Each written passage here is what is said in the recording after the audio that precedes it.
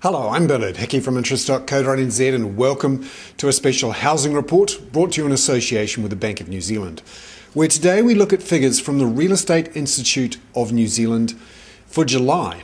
Now these ones are important because they show us all of the sales that happened in July and what's happened to prices and volumes. There's a plethora of numbers around on the housing market. We get stuff from Quotable Value, we see Barfoot and Thompson and some of the other real estate agency chains as well. But the Real Estate Institute is the most widespread figure and it's the most up-to-date figure.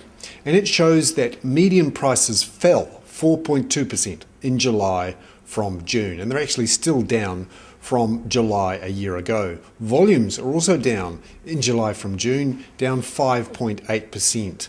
The median price was $345,000 across the country.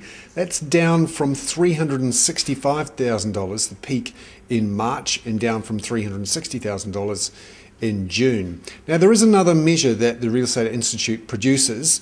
They've come up with something called the Stratified measure. It's the housing price index, which takes out some of the skew that you see with median figures.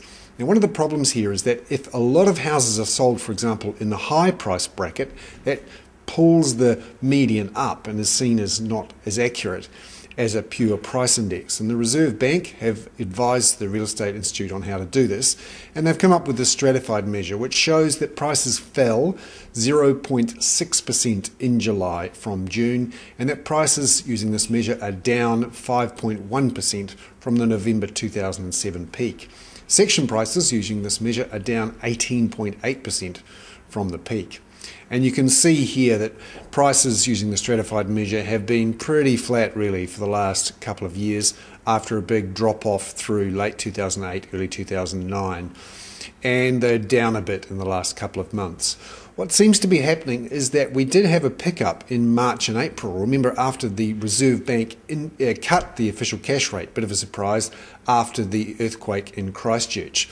But things have been easing back through June and July, and it's more than just the usual midwinter slowdown. The REINZ, however, described it as a midwinter breather.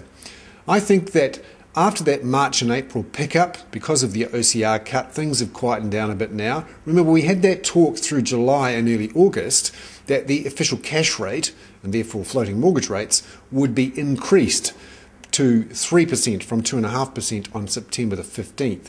Now things have changed a bit in the last couple of days with this turmoil on global markets. Economists are now saying the official cash rate is likely to be on hold until December the 8th. So that's going to put some support under house prices. Westpac's economist Dominic Stevens sees prices rising 4% this year because of supply shortages and relatively low interest rates. JP Morgan sees a 2% rise in house prices this year, partly because of the supply shortages, but also because there remains affordability issues in the market. There we have it, a special housing report brought to you in association with the Bank of New Zealand.